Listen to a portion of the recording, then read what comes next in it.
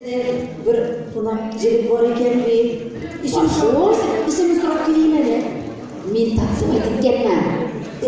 İşini so'rab kelinglar, qilaman.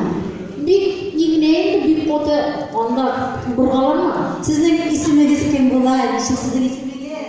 Men Fidoyev bo'laman. İsmi de bigrek motor ekan. Hele biraz zırlab da ko'rsatasizmi? Eylegiz. Eylegiz.